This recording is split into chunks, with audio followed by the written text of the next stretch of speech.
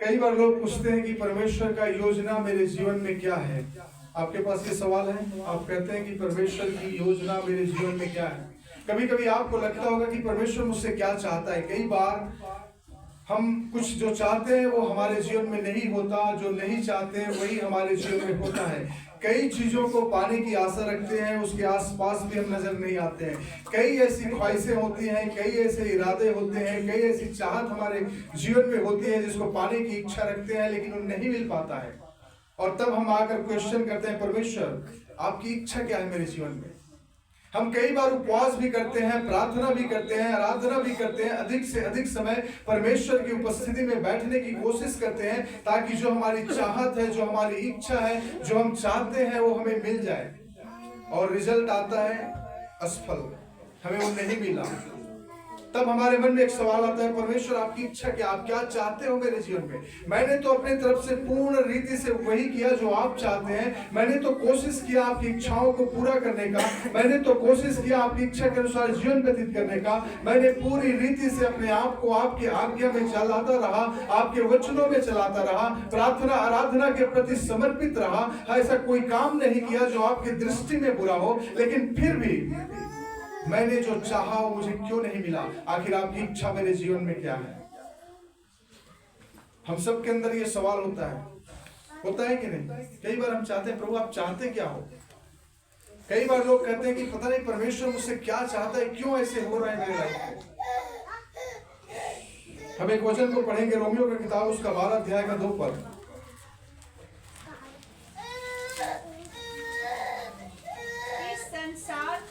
इस संसार के सदृश ना बनो, परंतु तुम्हारे मन के नए हो जाने से तुम्हारा चाल चलन भी बदलता जाए, जिससे तुम परमेश्वर की भली और भांति और शुद्ध इच्छा अनुभव से मालूम करते रहो।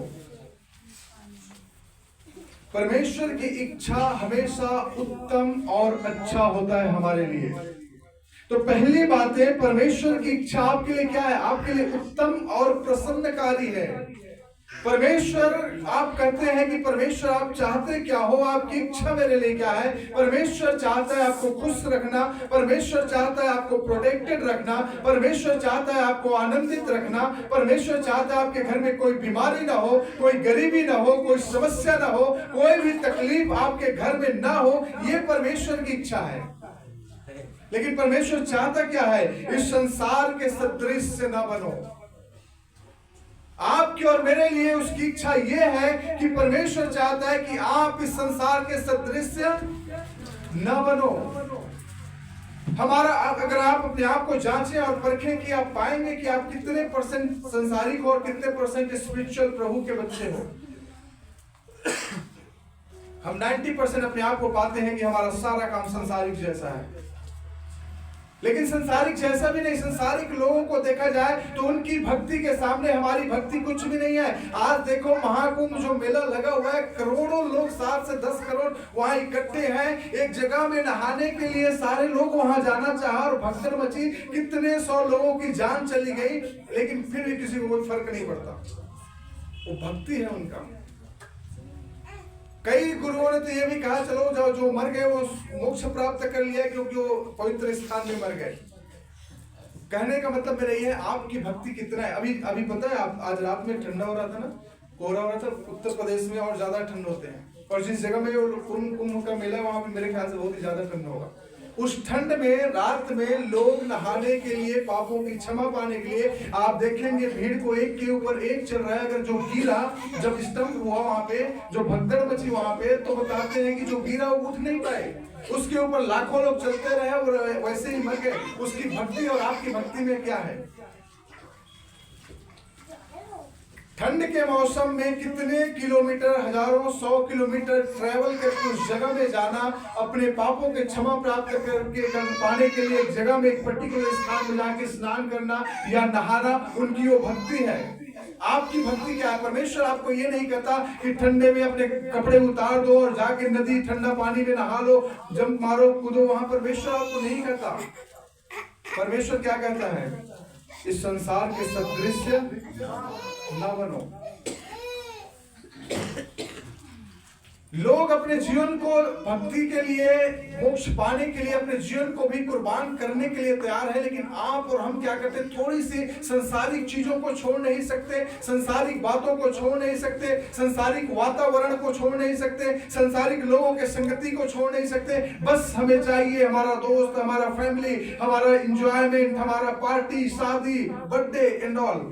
हम सारा लाइफ को उसी में एंजॉय करने में हम बिता देते हैं। थोड़ा समय अगर प्रभु की उपस्थिति में बैठने की बात आ जाए तो बोर फील होने लगता है, जमाई आने लगता है, आंखों से आंसू बहना शुरू हो जाता है, हमें नींद आने लगते हैं, हमारे अंदर उबासी आना होता है। क्या है ये?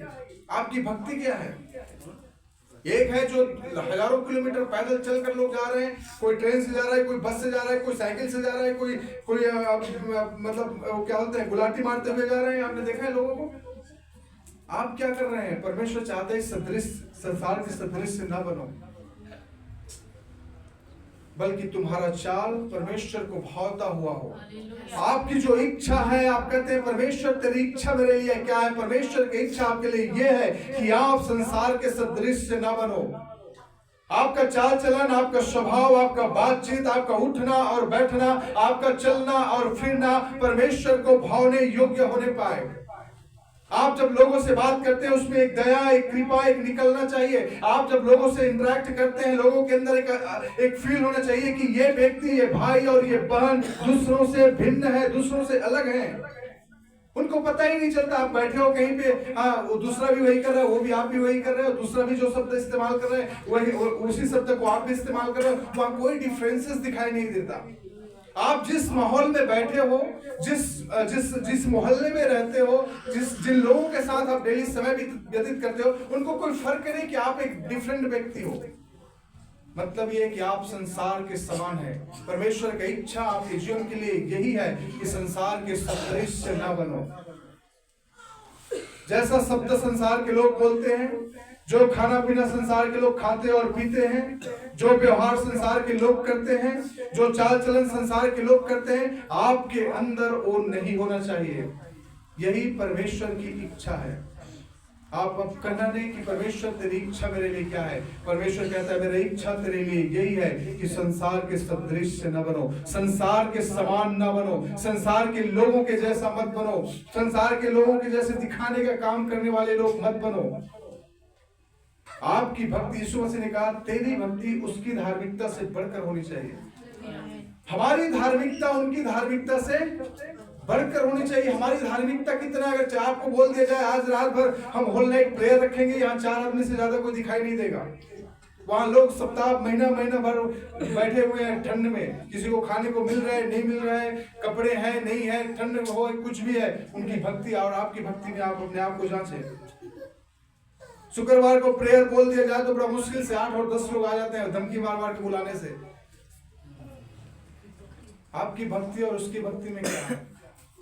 हमारे पास टाइम नहीं है। हम परमेश्वर कहता है, हम कहते हैं परमेश्वर तेरी इच्छा मेरे लिए क्या है? परमेश्वर की इच्छा यही है संसार के सदृश से मत बनो। संसारिक लोग वो हैं, वो चिंता करते हैं क्या खाएंगे, क्या पिएंगे, क्या कहाँ रहेंगे, कैसे जाएंगे। आप क्यों चिंता करते हो? अगर आप सच्चे मन से भक्ति करने वाले व्यक्ति हैं, सच्चे मन से उपासना करने वाले व्यक्ति हैं, परमेश्वर की भक्ति पर विश्वास करने वाले व्यक्ति हैं, तो इन चीजों का चिंता करने की जरूरत आपको नहीं पड़ेगी। परमेश्वर आपको प्रोवाइड कराएगा, परमेश्वर आपको दिलाएगा। आपके लिए ये बात जो परमेश्वर कहता है, दाऊद कहता है कि यहोवा मेरा चरवाहा है, मुझे कुछ घटी नहीं होगी। आपके लिए शायद ये साधारण सा हो सकता है, मेरे लिए साधारण सा हो सकता है, लेकिन जिन्होंने इस बात को महसूस किया है वो साधारण नहीं है। परमेश्वर चाहता है इस बात को आप महसूस करो। जब आप कहते हैं कि यहोवा मेरा चरवाहा है, मुझे कुछ घटी नहीं होगी, इसको महसूस करो। क्यों आपने ऐसा अनुभव किया है? आपने कभी ऐसा एक्सपीरियंस किया है कि आपने परमेश्वर पर भरोसा रखा और परमेश्वर ने आपकी जरूरत को पूरा किया? आप परख कर देखो इन चीजों को। संसार के सदृश से ना बनो, हमेशा रोते मत रहो और नहीं जाऊंगा काम पे तो घर में चूल्हा नहीं जलेगा। ना जले कोई बात नहीं, आप एक बार कोशिश करके तो देखो। आप ट्राई नहीं करते। हमारा काम संसारिक लोगों से बिल्कुल अलग नहीं है, हम उससे भी ज्यादा बुरा हैं। संसारिक लोगों से भी ज्यादा बुरा है। कई बार तो लोगों से कहते सुना, क्या तू क्रिश्चियन है, तू चर्च में जाता है और तू ऐसे शब्द बोलता है, ऐसे व्यवहार करता है, तेरा चाल ऐसा होना चाहिए, तेरा व्यवहार ऐसा होना चाहिए, आप तो क्रिश्चियन हो, मसीह के मानने वाले हो। कितने शर्म की बात है। और हम कहते हैं परमेश्वर तेरी इच्छा मेरे लिए क्या है। हम परमेश्वर पर दोष लगाते हैं। अगर हमारी बीमारी चंगा नहीं हो रहा है, हमारे साथ कुछ बुरा हो रहा है, हम जो चाहते हैं हमारा पूरा नहीं हो रहा है, तो हम सवाल करते हैं परमेश्वर से कि परमेश्वर तेरी इच्छा मेरे लिए क्या है। परमेश्वर कहता है संसार के सदृश न बनो, यही मेरी इच्छा है तेरे लिए। हमारा 90% काम, 90% बात, 90% हमारा बिहेवियर, हमारा चाल चलन, हमारा स्वभाव उस संसार के लोगों के जैसा है। और हम चाहते हैं परमेश्वर मेरे घर में बरकत हो, मेरे घर में आशीष हो, मैं जो चाहता हूं वो मिलता रहे, मैं जो प्रार्थना मांगता हूं वो मिलता रहे। कैसे मिलेगा? उस जो स्टैंडर्ड प्रभु ने हमारे लिए रखा है उसको हम पूरा कर ही नहीं पा रहे हैं। हालेलुया। दूसरी बात है, परमेश्वर चाहता है कि तुम उसके पूरे दिल से ढूंढो। क्या चाहता है? पूरे दिल से ढूंढो। यिर्मयाह का किताब उसका 29 का 11 से 13 पद पढ़ें। क्योंकि यहोवा की यह वाणी है कि जो कल्पना मैं तुम्हारे विषय करता हूँ उन्हें मैं जानता हूँ, वो हानि की नहीं वरन कुशल ही की है, और अंत में तुम्हारी आशा पूरी करूँगा। और आगे पढ़ो 13 तक। तब उस समय तुम मुझको पुकारोगे और आकर मुझसे प्रार्थना करोगे और मैं तुम्हारी सुनूंगा।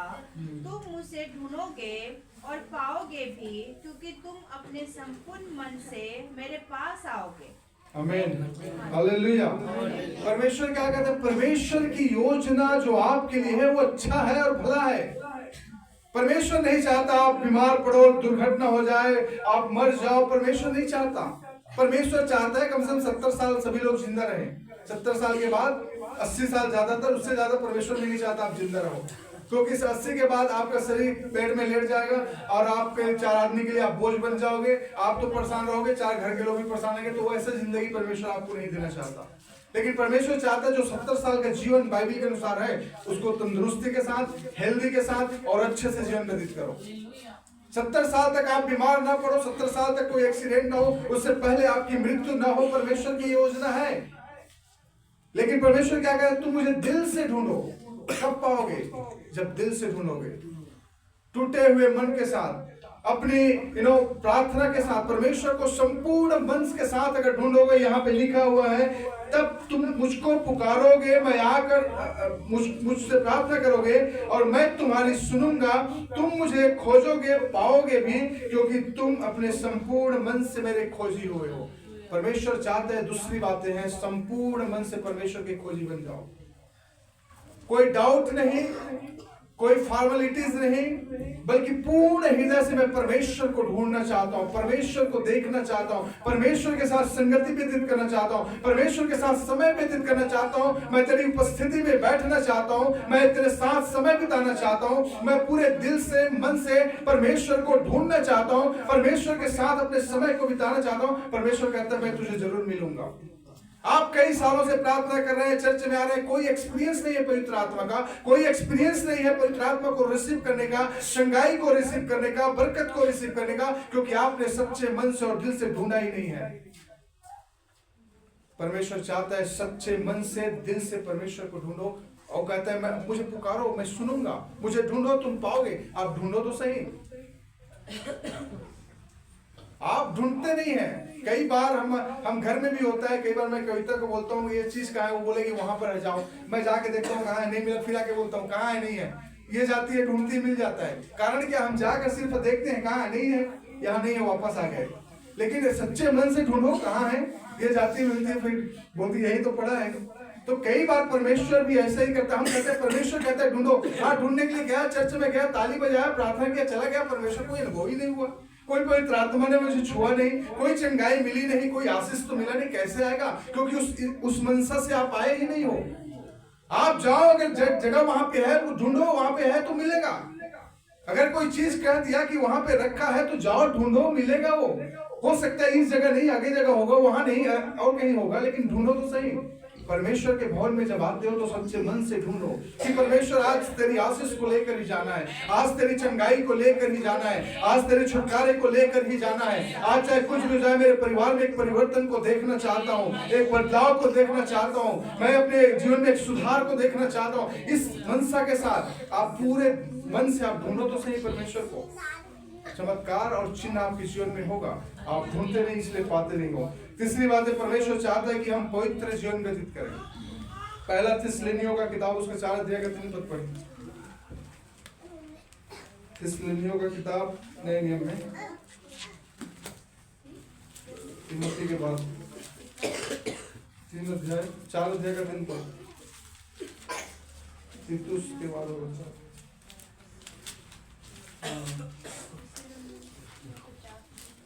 4 अध्याय का 3 पद पढ़ो। क्योंकि परमेश्वर की इच्छा यह है कि तुम पवित्र बनो, अर्थात वे विचार से बचे रहो, और तुम में से हर एक पवित्रता और आधार के साथ अपनी पत्नी की प्रत्यक्ष करना चाहिए। आमीन, हालेलुया। परमेश्वर का इच्छा है कि तुम पवित्र बनो, पवित्र जीवन जियो। हालेलुया। पहली बात है क्या बताया, परमेश्वर की इच्छा आपके लिए क्या है कि संसार के सदृश न बनो। दूसरी बात है, परमेश्वर ने क्या कहा कि ढूंढो उसको, संपूर्ण दिल से ढूंढो, मन से ढूंढो। तीसरी बात है, परमेश्वर कहता है कि तुम पवित्र बनो। क्या बनो? पवित्र बनो, क्योंकि परमेश्वर की इच्छा यह है कि तुम पवित्र बनो, अर्थात व्यभिचार से बचे रहो। व्यभिचार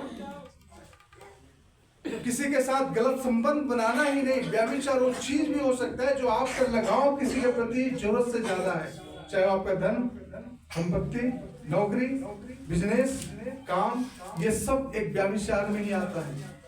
परमेश्वर की जगह को छोड़कर, जो परमेश्वर ने नीति आपको ठहराया उसको छोड़कर उसके विरुद्ध में कुछ काम कर रहे हो, व्यभिचार है।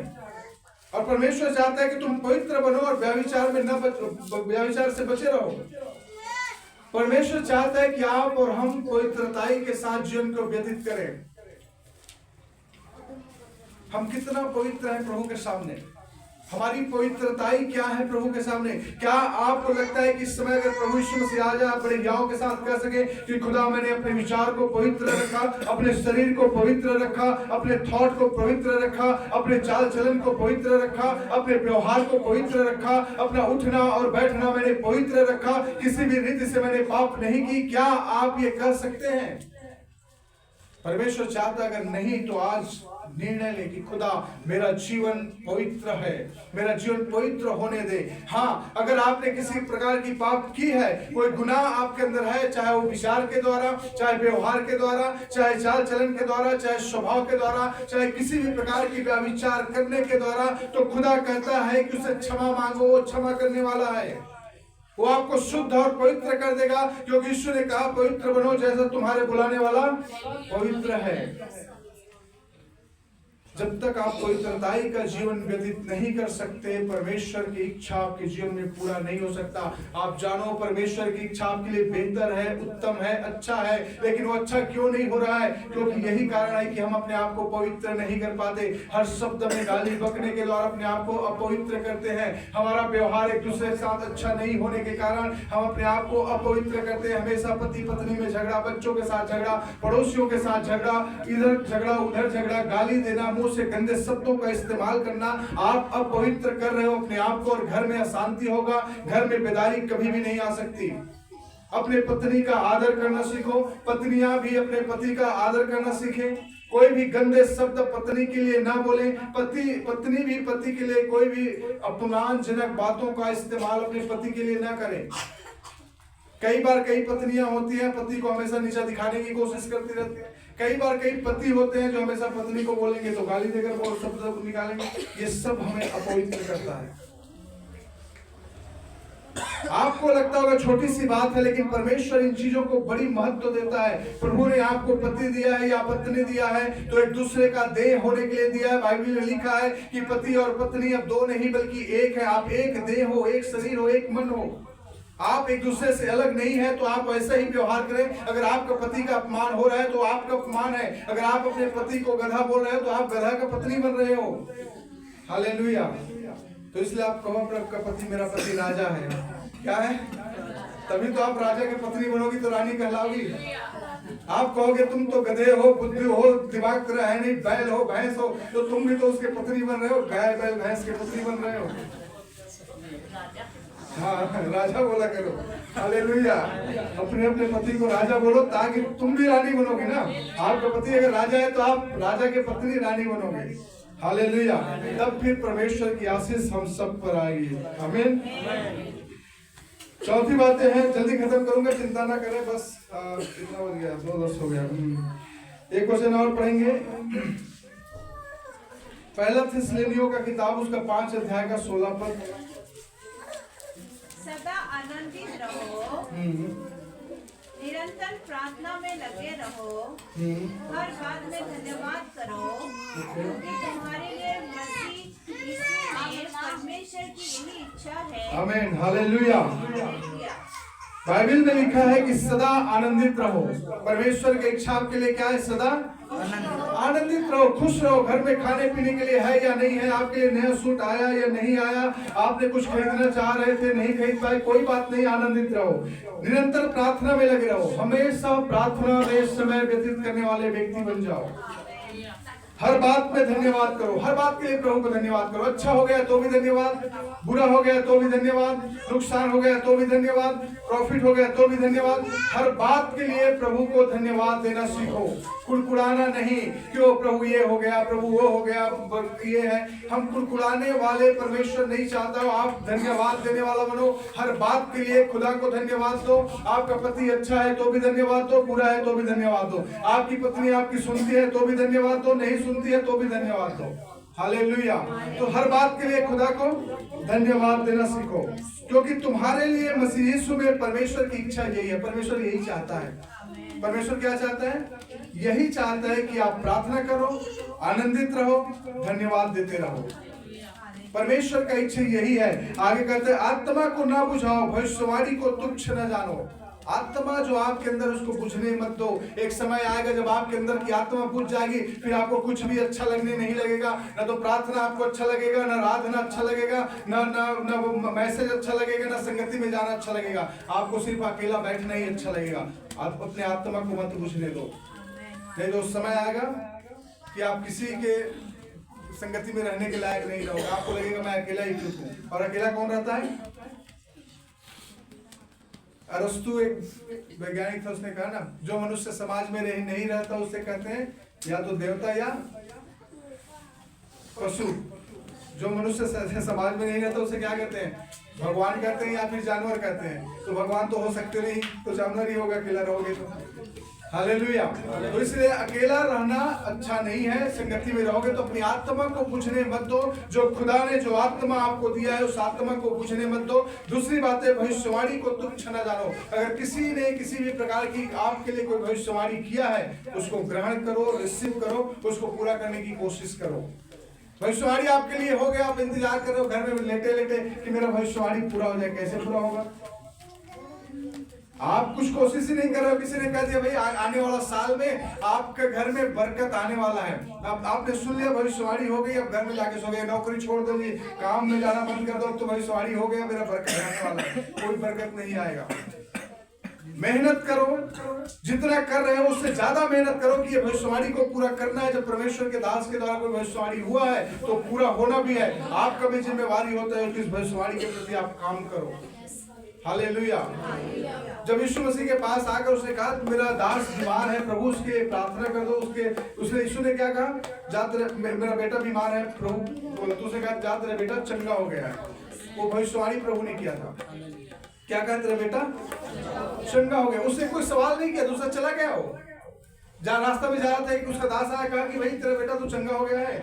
तो उसे पूछा कब चंगा हुआ, तो उसे समय बताया, चौथे पहर पे चंगा हो गया। तो उसी समय था जब यीशु ने उसे कहा। मतलब ये है कि उसने भविष्यवाणी सुनी और उसके अनुसार उसने काम करना शुरू किया। वहां इंतजार नहीं करता रहा दोबारा फिर पूछूंगा प्रभु यीशु से क्या बोलेगा। कई बार होता है ना, एक बार प्रार्थना कर लिया, दोबारा फिर घूम के आके प्रार्थना करा लिया, फिर तीसरे बार दूसरे के पास जाकर प्रार्थना करा लिया। मतलब क्या है कि आपको विश्वास है नहीं। बार बार प्रार्थना कराते रहो, बार बार भविष्यवाणी सुनते रहो, कुछ भी होने वाला नहीं। अगर आपके लिए कोई भविष्यवाणी हुआ है उसे तुच्छ न जानो, उसको ग्रहण करो, परमेश्वर पूरा करेगा। हालेलुया। और अंतिम बातें हैं, एक वचन पढ़ के समाप्त करूंगा।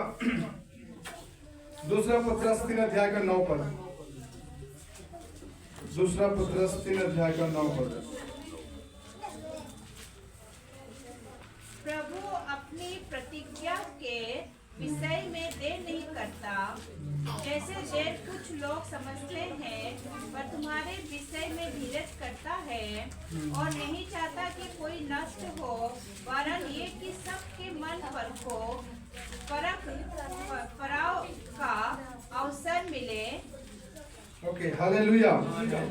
परमेश्वर कहते हैं प्रभु अपनी प्रतिज्ञा के विषय में देर नहीं करता, जैसे कि कुछ लोग समझते हैं। परमेश्वर आपके लिए कोई प्रतिज्ञा किया है, कोई वायदा किया है, वो देर नहीं कर रहा है। आपको लगता है कि प्रभु आपने जो वायदा किया था, भविष्यवाणी हुई थी, मेरे बारे में कुछ अच्छी बातें हुई थी, वो अभी तक पूरा क्यों नहीं हो रहा है? वो देर नहीं कर रहा है परमेश्वर, बल्कि वो आपको मन फिराव का मौका दे रहा है, पश्चाताप का मौका दे रहा है। कुछ बातें हैं, आप मन फिराओ, पश्चाताप करो, परमेश्वर के सम्मुख आओ।